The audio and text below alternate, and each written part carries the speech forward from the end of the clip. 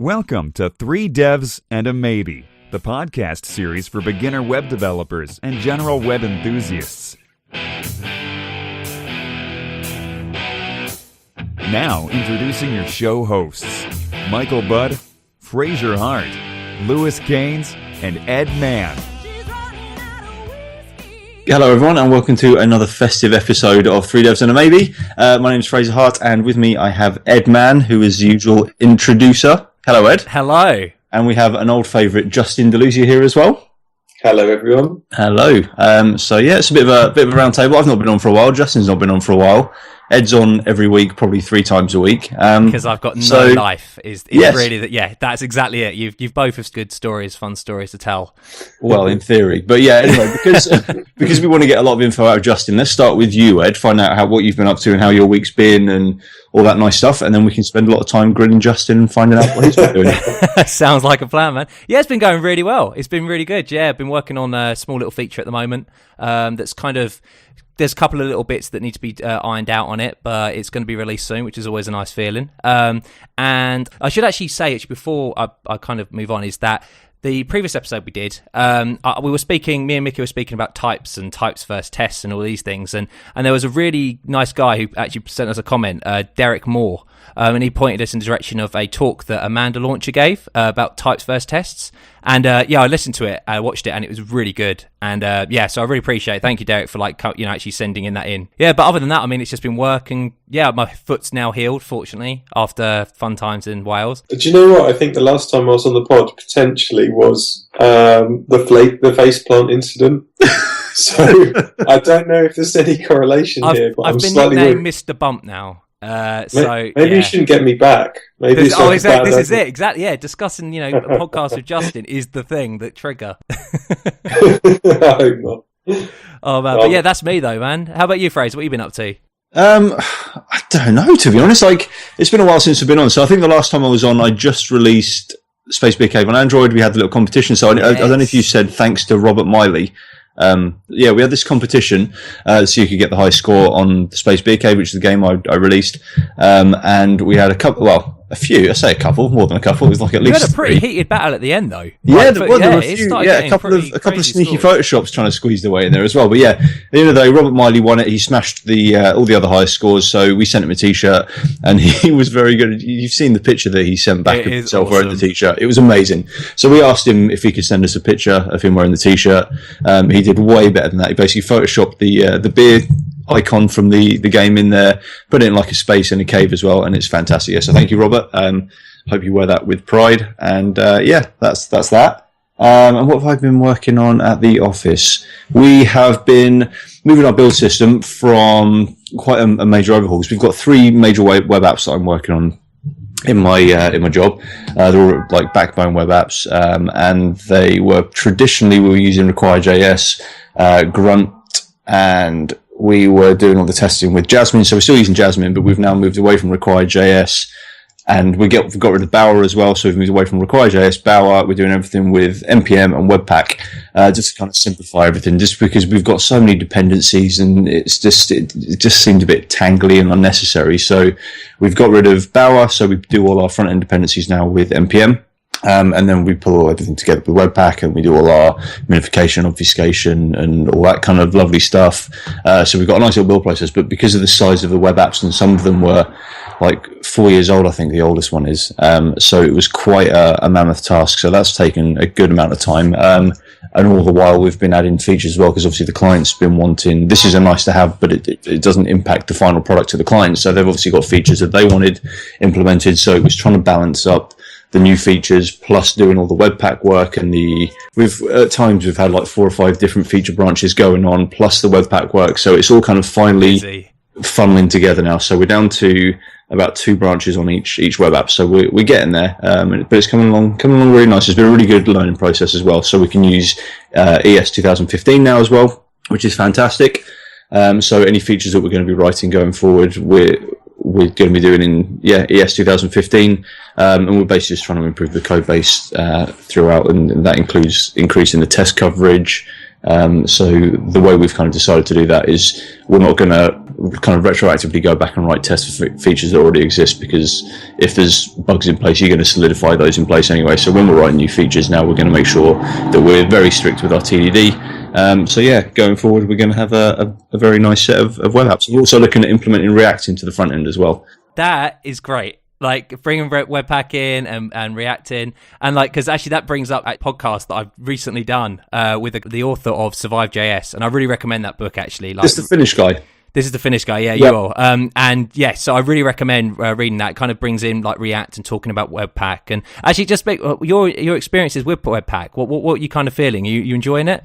I am kind of enjoying it. I'm still trying to get to a proper point with the debugging. Isn't amazing with it, because even when we're outputting source maps, it seems like the source maps are coming up with funny lines. Right. So I don't know if it's something we're configuring incorrectly at the moment, but it's like you can generally find where you want to be, and when you want to put breakpoints in Inspector and stuff, it's generally fine. But if you get a script error coming through, then the line that it signifies that it's on with the source map generally doesn't. It's a little bit messy. Generally doesn't indicate the correct line. But apart from that, it's not too bad, and that's my only no. Because how was your build process before that then? Did it include like Jenkins and stuff like that? And like so we use Jenkins as our continuous integration, and so every time we commit some code, it runs the tests and everything up on Jenkins, and then it will give us like obviously the traffic light system to tell us if it's good or bad based on all the linting and all the tests and everything. So yeah, we're still using Jenkins for our build server on our build server. It's all coming along nicely. Nice. And then obviously you've got a VR headset that you're taking. I have. I've the weekend. Sat right next to me. It's the best.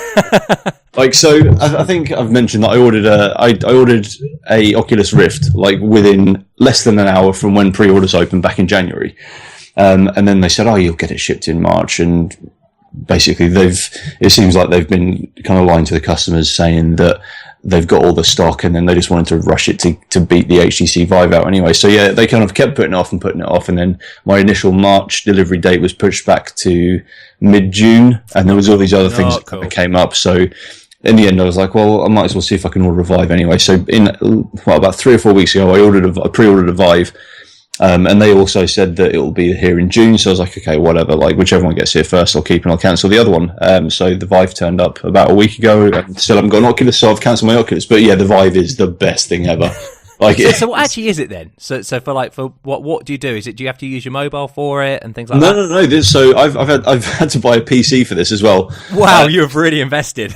So yeah, I'm fully invested. Yeah, so I had to buy a gaming PC. So you get in the Vive kit, you get the headset, which has got 2 lenses in it. So you remember those old kind of plastic, what were they called? The spectroscopes or something like the little plastic things that you put the discs in the top. Oh yeah, and then you could like pictures and then exactly, yeah. So it's the same concept as that. So it serves a different image to each eye, so you get the 3D effect. So you put this headset on, and then you've also got head tracking, so you can look around, and it's as if you're in a beach ball essentially, so you can look behind you and see what's behind you and all that stuff. But as well as that, you've also got what they call lighthouses. So you put one in the corner of each room, and then these also track your position. So not only can you look around, you can also lean and look around. So if you've got a post in front of you, you can lean and look around the post, which is awesome. And there's a room scale thing, so you can walk within a confined space. So my play area is set up to like 2.1 by 2.1 meters, so you can walk around within that. And you've also got the tracked hand controllers as well, so you can see the controllers as like exactly where they are. Like when you're looking through the VR headset, it's mental. It's amazing. It's so cool. Like I say, you both have got to come over and play it. Hell yeah! It's really hard to do it justice. Just how good. Were you actually making that picture? Were you actually making a sandwich as well? I was making a sandwich. The best sandwich ever. Yeah, there's a game called Job Simulator. You've got to look it up. It's like it's absolutely phenomenal. It was a free one that came with it, but it's just kind of like a bit of a mini game, but it's a bit humorous, and like you're kind of working behind the counter in a restaurant in one, and then there's one where you're an office worker, and there's one where you're in a car garage, and there's another one that I haven't played yet, so I'm not sure what that one is. Yeah, it's just fantastic. So is the idea then, are you going to think about like developing for this, or is it just to have some fun? It's just to have some fun mainly, but I do want to develop something for it. But it's just, again, trying to find the time to do anything. I've had Unity downloaded on my Mac for God knows how long, with the intention of building some stuff for VR, because I wanted to do this back with Google Cardboard as well. I've not got around to it yet. I need to follow a couple of tutorials because I've seen there's some things out there that you can sit down and within an hour you can have developed like a room with a ball in it and you can interact with a ball and stuff. So I just want to do something simple like that and then see if it kind of... And then make Space Beer Cave VR version. That's what you want. That would be amazing. That would be pretty cool. Yeah. The next level. Oh, God, yes. But anyway, yeah. So that's me. So I guess we should move on to our special sexy guest. Oh. Yeah, Justin. Yeah. Move on. So, Justin, what have you been doing? Because you're down in Wales. I don't know, were you in Wales? Yeah. You were on? No, I don't. Oh, maybe. I don't know if we've done one actually since I moved. I have a funny feeling we haven't. Okay. I don't know if we have actually. Maybe we did like kind of half an episode, I think. But I don't know whether that was in Wales or not. I'm not sure whether that was in Wales. No, it wasn't. No, that was before. This is the first Wales version. Oh, well, fill us in then, and then tell us. So I've sort of done a ginormous life transformation and moved down to just outside Swansea with my family, and I've continued my job, but I'm now working from home instead of out of the office, and occasionally commuting down for meetings and that kind of stuff. How often are you having to go back up for meetings? Well, I thought it'd be more regularly than this, but at the moment it's only been twice, I think. Oh, wow. So I've had a day in London, and I've been able to schedule like a few things at a time, like when I'm there. Yeah. And then I think I've had a day down at the office as well in Kent. So yes, it's not been too bad actually, and for the most part, it's felt really seamless. It's just been really cool. No different. I mean, we use Slack in the office all day, every day anyway. Yeah. So it's like, even if you're sitting in front of someone. Have you got the Giphy plugin on Slack? No. It's the best thing ever. You just say /Giphy and whatever, and it'll give you an animated GIF of that. But sorry, anyway, that's me interrupting.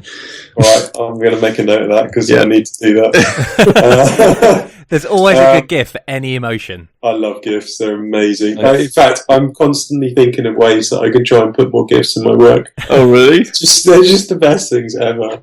I can't remember the URL. I'll try and find it while we're on the pod. But I saw a fantastic one recently where it's just I can't even remember what they were selling, but some retail site, and there's a beautiful picture of these two models on there when you come to it, this woman and the man. And if you stay on long enough, she just subtly looks at you after a little while and then looks back. Oh wow! But it's done so smoothly, it's just you just get freaked out thinking that just moved, and you have to right and click and view source. Oh, that's brilliant! So clever. I want to do more of that. But so that's been good, and we moved. So we moved from sort of a little terrace house in Kent, which is doing the commute an hour to work and an hour back and all that kind of stuff, to we bought a farm basically in the country, and so it's just totally different lifestyle, but I'm absolutely loving it. It is, for me, the balance is perfect because I love technology. I love staring at a computer all day and playing around with it, but then I also love to get outdoors, like you guys, really. Yeah. And for me now, it gives me a perfect balance because I can go out and mow the grass at lunch and then be out in the evening having a fire or something like that. And it's just, that's really cool, man. So I'm loving it. I was slightly worried about the getting fibre down here as well, which was a bit more complicated than I thought it'd be, because I did all my research beforehand. But even with that, there was such a massive delay. There was 3-month delay getting it installed. No. How did you deal with it? Do you have to do 3G or anything? Or is a good enough signal for that? How did you roll in that time? We've got 4G. We're actually on the hill, which is quite handy. So we've got 4G. Oh, brilliant! In places, but not everywhere. But I had a temporary. Well, we've got two lines basically. We've got a standard copper line in, which gives us 1 meg or something, and that's what I had for about 3 months. So I had to actually rent or borrow some office space down the road because I couldn't work off that.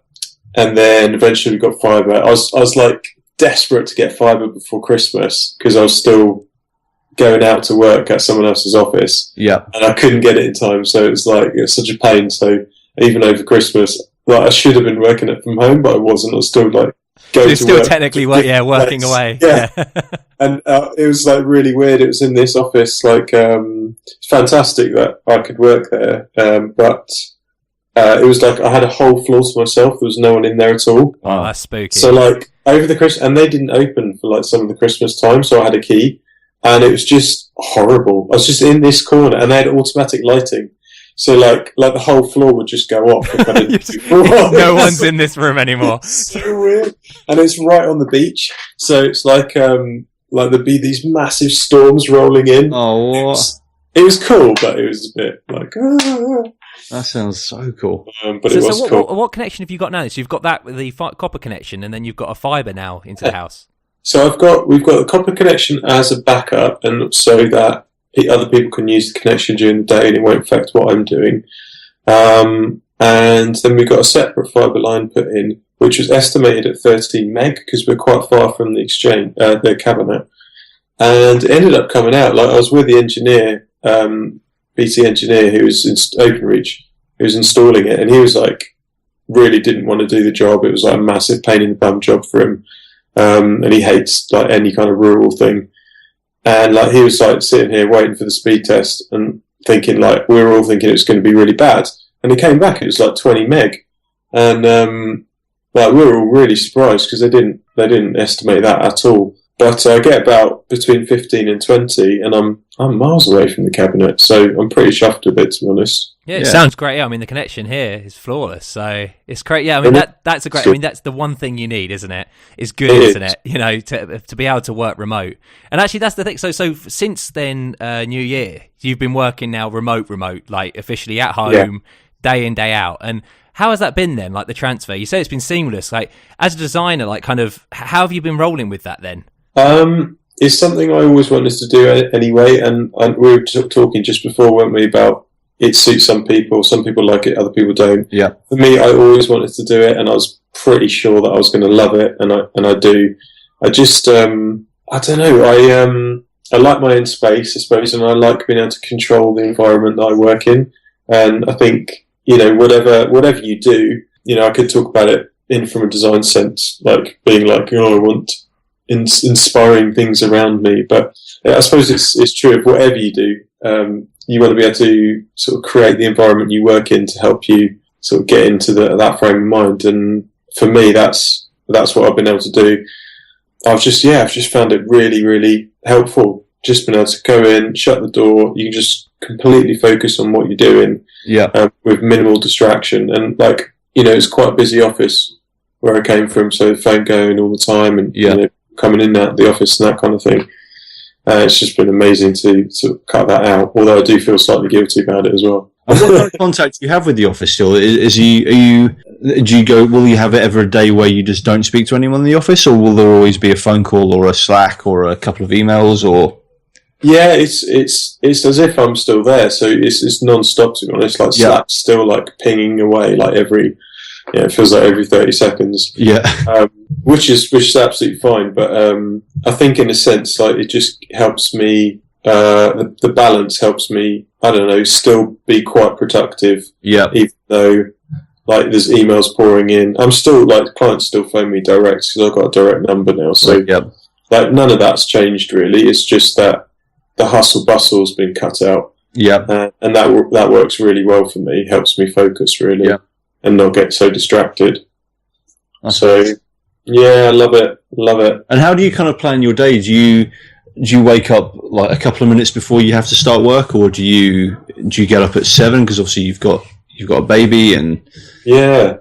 No, I still do the same hours, but there have been a few times when I've like the alarm's not gone off or something, and it's been like 5 to. Yeah. And I've just been like, right, straight downstairs, pyjamas still on. Like, it's not happening often, but in a sense, it's like, those would probably be the days when I'd be late in anyway, you know, but it works, I think, because we've got a little toddler, she's going to be 2 later this year, so for me it works really well, because like before, I'd often leave quite early for different stuff like B&O breakfast meeting or something like that. So often leave before she woke up, and then I'd often be home after she went to bed. Right, yeah. So there would go days when I wouldn't see her at all. And like when you've got a little one, like you'll relate to this one day. They change every day. Like if you miss them for a day, they're different when you see them again. Yeah. And now, like, it's amazing. Like I go and make a cup of tea, or like go and have lunch, and I can just like play with her for a while. And then I can, when I finish work, I can do bedtime, or I can give her dinner or whatever. It's just so good, like so much better. Then it makes me happier, and then obviously it helps my wife because I'm able to help her out more. So it's just really nice balance. To still do the same hours then? Do you specifically, work at 9 till, out 5:30 or whatever it is? And so do you ever differentiate between that? Like maybe sometimes work later, or like, because I suppose the thing is like obviously having that kind of strict day is sometimes quite nice, knowing you can go in the morning and you leave in the evening. Obviously you may leave later in the evening some days, but it's a lot more tempting, especially working from home, to just carry on working, or I don't need a break and stuff. Like obviously having a kid obviously must help a lot, because like, well, no, I can go and actually go and play with the kid and stuff. But do you find that you have to be quite strict on like, say, no, I still have lunch at this time, I'm gonna like how when they have lunch in the office and things like that? I think I always envisaged it, and like the plan with my boss was always that I'd kind of do the same hours. And I think for me I think at the moment it kind of has to be that way, because because I'm working closely with the developers on projects, like I need to be around when they're working on it to answer questions and stuff. But also like you have conference calls with clients and stuff like that. And as I say, people call me directly. So if I'm not around, like it's just people are going to start getting annoyed. So I tried to do everything I possibly could to make it work for the business. And I think keeping my hours and my regular kind of thing was one way of doing that. Yeah. And it works fine for me because, like, I don't know, I'm probably a creature of habit, so I'm quite happy doing that. Ed, what do you do? Is it more flexible? Is it like as long as you put the hours in? I think, I'm sure it could be, but I'm like you. I like doing the hours, so I do the same hours as they do in the office, and we'll still have check-in at 9:30, and I'll still be around HipChat, similar to Slack, where you get pinged and things like that, and you've got that the same communication. And I think that's the one thing I've learned from working remote is the communication. You have to put more effort in. You have to be the type of person who is fine in like starting a conversation and maybe prodding people for information more and stuff, because if you're not in the office, you're not around it all, you don't quite know what's going on. So I mean, that's interesting. Like how do you deal with that? Do you find that you have to be maybe a little bit more like around like Slack and things and like talk? I mean, do you find that you do more conversations, like maybe like remote desktop style things, or do you just kind of do the same kind of conversations that you would normally have on Slack? It's funny actually, I hadn't even thought of it until you said it, but that has changed. I've had to I probably use Slack way more than I did. Like mainly for like the social side, like because as you say, like you're working with a team, you want to keep that rapport is really important, and like teamwork and all that kind of stuff. And it's all the stupid stuff that you miss out, and I have missed that actually, like all the banter and like guys get pizza in for lunch or something like that, and you do miss that, and then there's a risk that you can kind of feel like you're not part of the team. So I think I probably waste more of their time by posting stupid stuff on Slack like throughout the day. But yeah, thinking about it, I definitely do that, and I definitely talk a lot more nonsense a lot more often just to try and create a dialogue between us, especially with the guys, like because some of the guys you don't normally work with on stuff, and so you never talk to them if I didn't post something in the group chat or something like that. So so I do that. How do you divvy up tasks and things like that? So do you have like a kind of Kanban, like do you use stuff like Trello or things like that to work out what you're going to be doing, like what people know that what you're currently working on? Because I suppose in the office, again, you can like speak about what you're working on and things, but knowing actually what you're currently working on, is that guy busy and things like that? Is it all done through Slack or is it done through other channels? It's done through, we've got our own task manager thing, which you're probably familiar with. So we still use that, and it doesn't say what I'm actively working on, but you can see my calendar for the day and the tasks that I've set myself. So that kind of still serves a purpose. I have used Trello before just for myself, but I ended up just not using it very much. Like, I don't know, it just didn't work for me that well. So I think also just because of the nature of what I do, my specific responsibilities is generally managing and responding to stuff. So to some extent, you can't really plan what the day's going to be like. Yeah, you just have you deadlines. React to it as opposed to you react to it. Yeah, especially with like some of the bigger accounts, that's all it is. Like even though you plan what you're going to do that day, you never end up doing it like that. And the longer I've been doing this, like the more that seems to be the case at the moment. It's just constant reacting, like, you know, stuff's changing. Yeah. Something's coming down from, you know, the board and it has to be done right now, blah, blah, blah. So, and I think the business that I work for, we've taken on some larger accounts over the past sort of 3 or 4 years, and probably without realising it, I suppose we've probably dropped a lot of the smaller ones. Yeah. So that the nature of that has changed as well, and it is, you know, bigger things coming in that need immediate responses and that kind of stuff. Yeah.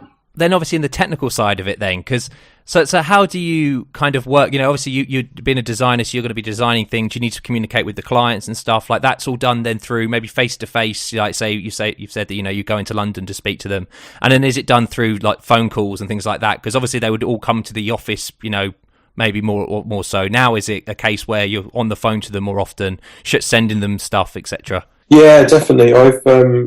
I do speak to them on the phone a lot more than I would. Normally it'd be email, and then we'd arrange a meeting, and we get a lot of business from local people who want to use us because they can walk to the office or something like that. It's amazing actually how much is purely down to location. And for a few clients, even clients that I'd worked with for years, only 1 or 2, it was an issue that I'd gone. Right. And they were like, well, you know, can you come down to meet up? And it's like, not really. Like, not easily. Not easy, because like there has to be a justification in terms of the cost. Yeah. So that has been a couple of awkward moments, I suppose. But do you find like, do you do face-to-face, like kind of through the computer? Because I mean, at my work, we do check-in. So check-in in the morning is like probably about 15 minutes where we all the developers and designers stand together, and I'm actually just a face on the screen essentially, and we can all see each other, and we can all just talk about what's going on for that day and kind of stuff. Do you use that kind of like, you know, being able to talk and stuff, like actually, you know, because obviously seeing someone's face sometimes is a nice thing, and that's again something you miss out on being, you know, from, you know, being away. It's just, you're just a voice, or you're just like a text behind a screen. No, we don't do that. It does sound good, actually. Yeah, we do use a specific. Do you use a program for that? Just Google Hangout. So essentially, it's just we all talk on the 15-minute, you know, and we use Linkit for our Kanban stuff. But there is actually one thing, especially with Slack. Like, how do you kind of share assets then? So are you specifically, you know, obviously you would go to someone's computer and speak to them, and they'll be talking about their problem. Maybe, you know, it's the code. Like, oh, I'm trying to do this in design. Here's a limitation. Here's something and stuff. How do you do that now? Is that through remote desktop, or is that through just screenshots and things like that? It's through, I use VPN and RDP as well at the moment. So sometimes the VPN seems to be a bit slow, and I'll just hop onto RDP. And I've used, you know, stuff like TeamViewer every now and again. But yeah, generally it's because the connection's good. It's RDP it's like working off your own computer really, which is just bonkers considering how far I am away. So I've still actually got a machine in the office that I RDP in. Oh, and wow, really? And that's partly because when I decided to work from home, I decided to make the switch from PC to Mac as well at the same time. Oh, sweet. Which was like quite a big one for me. Yeah, because I've been a Mac user at home for like, I don't know, years and years and years, but I've used a PC at work for, past 5 years. So, and I was just like, I bought a new Mac Pro like last year, and I just thought, I want to use that. Yeah. So I left my other machine there, which has been great actually. So I can just RDP and use the PC if I need to for anything, but then I've got my Mac. So that's been like, there's a whole new season in all kind of dimensions. Yeah. Well, I'm loving it. So do you have access to all the shared drives and stuff in Sevenoaks from your place down in Wales? Yes. Yeah. Oh, that's cool. Yeah, so it's good. Yeah, it works well. And so do you RDP like with people in the office as well then? Like say they want to talk to you and it's almost like they wanted, because typically like, so I use, I don't know if you heard Screen Hero. We're using Slack and stuff. Screen Hero worked really well. Like it essentially is just RDP, but like on steroids, where it's just like the best RDP. And yeah, so it's honestly, give it a try. Like it is amazing. Screen Hero, yeah. So and for pairing and things like that, it's particularly like, you know, pairing programming and stuff, it is like being there. In fact, it's sometimes better because if you're both like wanting to drive, you know, working out who's, you know, obviously working on the computer and stuff like that and who's watching and things, assisting, this helps so well with just being able to, you're both at the computer, you both see the screen at the same time, you both like in front of it. But yeah, I mean, like for a designer as well, I guess that would be really good, like to be able to actually, you know, when you're working, you want to be able to show someone, you maybe want to be able to like just see what's going on. And like typically I find that probably once or twice, maybe like once at least a day, I'm on like Screen Hero to someone and we're just talking through code or we're working through stuff, and it's like as being in the office, it's like almost having like a face-to-face conversation with someone, just, you know, when you're at each other's desks working on something. That looks brilliant. I'm just looking at it now. Yeah, that looks so good. Yeah, definitely, I mean it is really just RDP, but it is one of those things where it's like they've just done it so right, and Slack bought them, and I'm really scared if they've bought them but haven't done anything with them yet, and I'm scared they're going to do something, you know, they're going to like try and make it so it's Slack only, because we use HipChat at work, because Slack, I mean, did you use the free option at your work, or have you bought like the licensing, because it is quite expensive, isn't it, once you actually go into licensing? Yeah, it's like $15 a seat a month, isn't it? Yeah, that's how they do it. They've done the free option. They're really clever because they get into the business by going, yeah, we're free. So people are like, well, it's free, we might as well use it. And then once you start using it and get all that data in there, then people are like, well, we need to use this now because everyone's using it. Now we have to pay. The thing, yeah. They're and so it's like 10,000. Yeah, you can't see messages older than 10,000 old, can you? With the so free one. sneaky, and it's that important. That's that one important message that you need to see, and then boom, you have to pay. Do you use Slack at your work, Fraser? We do, yeah. We're still on the free one as well, to be honest. We've only been using it a couple of months. It's absolutely fantastic. It's really good. But it does have limitations, and it is very expensive, especially for like a business of our size. We've got 30 people in London, and I think we've got about 10 people in Newcastle. So for 40 people, like if we're going to be spending $15 a seat a month, it's a huge amount of money to commit for essentially a simple messaging platform. That's the thing.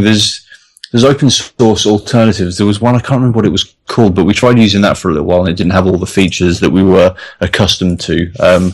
So yeah, we ended up kind of just biting the bullet and sticking with Slack. So I think it's going to come to a point where we do need to buy some upgraded licenses, but it's going to be very expensive. It's that one point where you have to bite the bullet. Yeah. And Justin, actually, so with like Photoshop and stuff, so do you use like an external like RDP'd version of Photoshop, or do you use it on your Mac locally and then only have to RDP in when you really need to like maybe do testing and seeing what it's like in a Windows environment?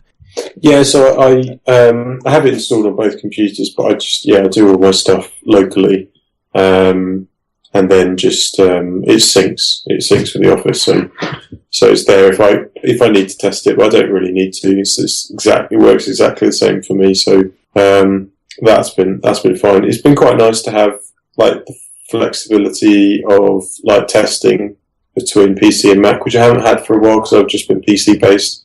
So it's much easier now because, you know, you've got the Mac open in front of you, but then the PC's there if you need it. Do you reckon you're going to get people in the office slowly over to Macs now? I don't know. I think a lot of them are Mac users at home, just like I was anyway. I think a lot of them want to switch, but probably just nervous. I don't know.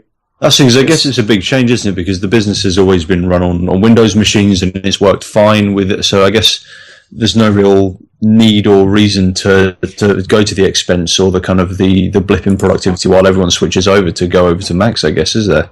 Yeah, exactly. As nice as it would be for everyone to have a Mac, but yeah. And like part of the reason why I wanted to use my own was because like I'd already invested in software for that I'd paid for, and I wanted to buy stuff for it anyway that I enjoy using, like, you know, stupid apps. Like, you know, have you used Boom? No.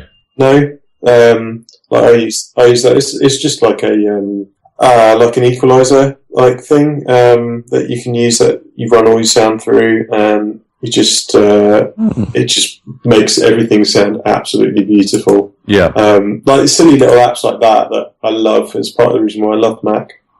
and I just wanted to be able to go, I'll buy that because it's my machine, and you don't have to worry about it. Exactly. So that's pretty cool. Yeah, you guys still both Mac? Yes, through and through. Yeah. Yeah.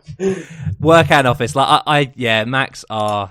I don't know why. I don't think I could ever go back. Like the temptation with obviously a Windows box is it's cheaper and you do have the flexibility of building your own machine and stuff. But then you just look at a Mac and you're just a sucker, and like, I don't mind that it's like an extra 0 at the end, but it's because it's so pretty.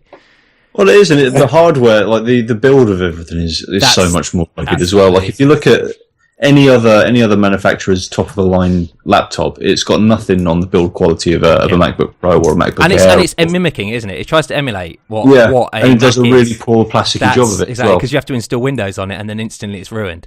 You can get like a good Linux distro on it, and you're all right. But once you're in Windows land, it's like, oh dear, no, illusion over. Yeah, true. Totally. And with the like kind of code base and stuff, like, because when you're doing the design work, do you have to like review like the dev builds and things like that? Like, how do you go around doing that in a remote environment? Well, because I've got the VPN, I can just like being there, test. Isn't it? Yeah, it's just like being there. So I've got my own. I just pull in whenever I need to refresh my host files. I just pull in what they're using, right? And it's just like being there. It's fantastic. Yeah. So yeah, it feels like, it's bizarre. It feels like not a lot's changed, but it kind of should have. But it's just I suppose the age we're living in now. That's brilliant. Yeah, no, it's really good. Absolutely, and I suppose like communication wise and stuff. Like, is phone calls primarily that you get people like clients will contact you or email, and then they'll go through there. Yeah, it's funny because like I thought I was going to be doing a lot more like Skyping, Google Hangouts, and stuff like that, and I often I'll always offer, like, especially to the ones who are a bit like, can we meet up? And I've not had a single person like say that they want to do that. I've not done it once. I've not done any video conferencing since I moved. Sweet. I don't know. I think probably maybe internally for the teams, it's potentially more popular. I don't know why, but my experience is that clients don't seem to be into it, or at least the clients we work with. Yeah. They just want to know you're doing a good job and that you're, reliable, trustworthy. Do you still play Worms, though, at lunchtime? Because obviously that is an important thing. You don't? Wow. They're all playing Dota now, aren't they? Yeah, Dota. Yeah, Dota's amazing. Are you playing that? I love it. Yeah, I do play it. I've never played that before. I might have to, because it's free as well, isn't it? It's free, but it's like one of those things that you can take to any level you want to. Oh, really? There's like a gazillion variables. So is Dan getting like hyper competitive on it? No, he's never played it. Oh, is he not? Into it. No. No way. So what is lunchtimes now then? What do you play at lunchtime? Well, what does he do on lunchtimes now if no one plays Worms? They play Dota, but I... Yeah, but if Dan's not, what's he doing? I don't know. I don't know. He might still play Worms. I'm not sure. Yeah, I've tried to persuade him. We'll see. Maybe time will tell. Yeah. It is... but it does... Like, with Worms, you can like have a few games and it's a lot more chilled out, and you can eat while the other person's like having their go. But Dota's like, it's not a lunchtime game at all. It's like, it's a minimum of like 50 minutes at least, if not more. And it's intense. Like you are clicking the whole time. Really? Yeah. I don't have time anymore because of the property we bought. Like it's about an acre like, in total. There's like so much to do. Like it takes me. I spend every hour in the garden doing maintenance or like cutting down trees or mowing the grass or painting something, which is great for me. But like I don't necessarily do it because I want to. I kind of have to as well. It's a lot of work. I assume when you live in a mansion, all the time you got to spend. Like bit different business culture. Oh, that's been really interesting. Are you doing BMI or anything down there? No, they do have it, but I'm not doing it at the moment. Sweet. It's definitely sweet. But like, it's so different. It's unbelievable. I was really surprised at how different it is. And maybe this is a generalisation because I've only lived here for like 6 months. But like so far, like the majority of people, like either I use like local businesses that I go to, or people I've come across. It's totally different to like the southeast. So slow, really slow pace. Lazy. Like people, not lazy, just like things. They probably think they're working at the same pace. I don't know. Yeah. People just are they've got a lot more time, and nothing's necessarily as urgent. And it's like, well, people don't. Again, it's a massive generalisation, but the people and businesses I've come across, there's not like a culture of like, overtime because I need to earn more money. It's more like, how can I finish earlier so I can get to the beach? Yeah, like it's so different. But then that's all cool and nice, and it's kind of part of the reason why we wanted to be here anyway, because slower pace of life. But when you have to rely on someone, it's a bit of a pain in the bum. Yeah, you have to. So you can't get hold of them. Yeah, because they're at the beach. They're at the beach. Yeah, I can't remember what it was. I was trying to get someone. Yeah, that's right. It's the roof job. So we've got a leaky roof. Trying to get a roof around to repair it. Right. I must have called maybe 8 local companies. I only got a response from about 3 of them, and I could only get one to produce a formal quote. Three came round. So 3 responded and came round. Only 1 produced a quote. I chased up the other guy, and he just never came back to me again. And then the other one, I think he sent it to me in a text or something like that. And I was like, this just would not happen. Yeah. It's so different. Is there much of a web culture?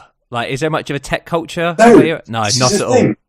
Honestly, like Swansea or Cardiff is.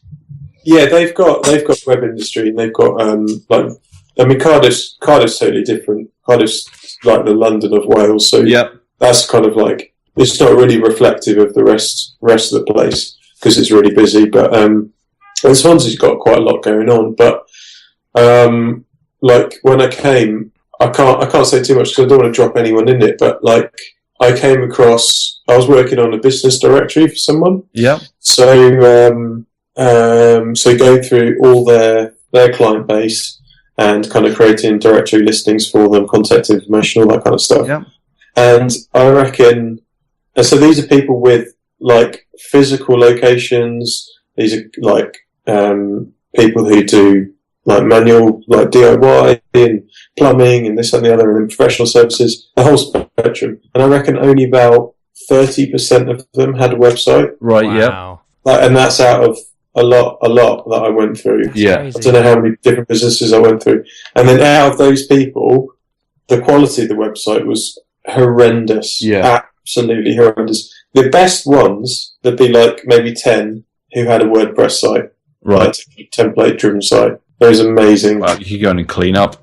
If you wanted to, yeah. Do a lot of work. But then that's the other thing. I don't think people value it enough. Right, yeah. To warrant actually, yeah, because I was going to ask actually, like, are you looking at like getting business around there? Obviously now, the kind of expanding, like, have you had any business opportunities, like kind of client base there? Oh, we did, I did say before I moved, that I would, if anything came across, I'd definitely follow it up and pursue any like new business leads down here.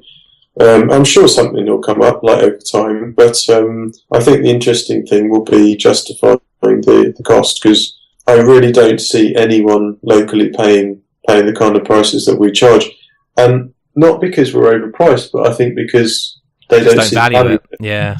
And when I've spoken to people about that, they're like, everything's done on word of mouth around here.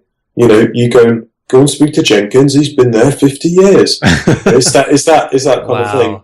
So it doesn't matter if he's got a website. Not, they don't care. You already know him, that's it. They want to know that someone else has recommended it. The only thing I think people don't realise, which will hopefully trickle in, is that they're losing so much business because people simply can't find them. They literally don't. Yeah, the word of mouth only goes so far, doesn't it? This is when you actually need, an online presence. And obviously people coming in like you, when you come in, you don't know these people. You don't know anyone, and that's... No, that's it. Like, we're trying to find out, information, like, locally, just to get a bit more integrated in the community. And, like, my wife was trying to find a, toddler group to take the little one to. Yeah. And, like, we just couldn't get any information. You have to go, there's nothing online. Like, and we are quite rural, and that's probably partly why, but even still, like, you have to go and actually find people and go, what's going on? Tell me about it. It's just really different. Like, when we do what we do, and we're like heads plugged into it 24/7. We just assume that like the internet is everywhere and everyone's into it. Yeah, it's just really weird. It's such a different. And then obviously, I mean, they must ask what you do for a job, and you're like, "Well, I'm a web designer," and they're like, what's the web? That? Yeah, no, it's like, why would they want that? Why would you want to design for the web? What's this about? You know, and then that's insane. I think, yeah. When I tell people, I think they just think, "Oh, yeah, what you like." So, what do you use? Like WordPress? Like, do you basically just sell templates? I think that's their general idea, what they have in their head. That's crazy, though. That's insane. So are you the only outsiders in your local area? Like, is everyone else born and bred kind of thing? No, not our next door neighbours. Like, the closest people we've got live down like a track, about 5-minute walk. Yeah. Those are our next door neighbours, but they're from England. But they've lived here like 20 years or something like that. But there's not many of us by the looks of things. Like I've lived in Swansea before, and like my wife's from Swansea, but we've gone just across the county line into Carmarthenshire, and like the difference for us has been massive. It's really, really noticeable. Very different. Like a lot more rural culture, loads more Welsh speakers. Yeah. Like everywhere you go, people, it's a lot of Welsh speakers, which in Swansea it just isn't. So that's. I remember when we just moved and we'd only been here a few weeks or something. We went out to a shop, walked into the shop, and they were speaking in Welsh, and they had to stop because we were there. And it was the first time after we'd moved that I was like, I've moved to another country. Yeah, and it's like the realization. I don't actually speak their language, so that's insane. When you think it's like 3 hours drive from London. Yeah, totally.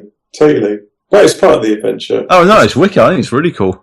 Yeah. Are you learning Welsh? Are you slowly? Are you going to now, kind of start learning? I think I will have to do some basic enough to know the swear words to make sure that that's what you're actually saying to you. Because then you'll be like, okay, I know what you called me. All right, this is not fair. Yeah. I think enough to conversationally, because people don't know. They never expect you to be Welsh. So often if they're the first ones to speak, they'll just say it in Welsh. So and instead of me like going, was that in English and I didn't understand you, or was that in Welsh? Like, I'd love to have that level. Enough confidence to do that. Oh, it's funny though. And what about the lifestyle stuff? Are you managing to surf as much as you'd like? And I understand you've started singing. Singing? Yeah. What? Stefan told me that you started singing. Like, I went for a beer with Stefan about 6 weeks ago, and he said that you'd started singing or something. Brilliant. With your music. He's just totally made that up. Has he really? Yeah. And you bought it. You actually bought it. That's amazing. Oh, what? I have been, I've been drumming a lot more than I was down in Kent. Same. I had a few gigs and stuff, which is quite cool. It's cool. And who are you playing with? Have you got like a band, or are you playing by yourself, or in a choir, or? I'm just playing for like whoever needs a drummer. So I've got a friend who's like a producer down here, and he kind of he does his own stuff, like, and nips down to London to like do bits and bobs. But then he also like has this kind of charity where he for free he provides a service where he'll produce like a young artist, and say, right, you've got me for a year. We're going to record an album. We're going to have a launch. We're going to get you some contacts in the industry, and then you're on your own. Yeah. And so I helped him out when I came down. It just coincided with one of his launches. So it's like album release and then, first gig and that kind of stuff. So that was really good fun. And the girl I played for was really good, actually. Ellie Williams, her name is. And she got a bit of airtime on this morning. Philip Schofield played it. With your drumming? No, because that was before when she recorded it, I wasn't down here then. Yeah. But, so that kind of stuff's been good. And then getting down for a surf. Like, I've had not as much as I like because it's been winter and I've been a bit lazy, but the weather's getting better now, so it's lighter. Yeah. I've been able to sort of leave on the dot of like 5:30 or something and be in the water at like, I don't know, 5:45. Just literally just sitting there, like waves coming in, watching the sun go down. Yeah. And it's like, this is why I moved. That's really cool, man. I'm really glad you're doing that. It's awesome. I love it. Oh, well done.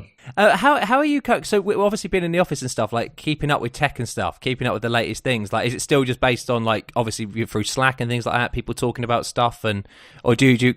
I mean, I suppose there is no kind of like tech scene. I mean, is there a tech scene enough to go into Swansea and be able to like do meetups and things like that? No, yeah, I'm not really in as much in the loop anymore as I was, so I have to kind of think of other ways to try and stay connected. I mean, this kind of thing is perfect because, like, you've already said like about 30 things, and you know, when you're talking earlier that I've never heard of, that I can go away and check out. But yeah, definitely feel more out of the loop. I mean, even meeting with other business people who aren't in the industry seems to keep you more up to date. For some reason, just because, I don't know, they'll say, oh yeah, a friend of mine works for so-and-so and he got a website that does this, or I was reading BBC today or whatever, and I heard that there's this massive new technology or change coming out.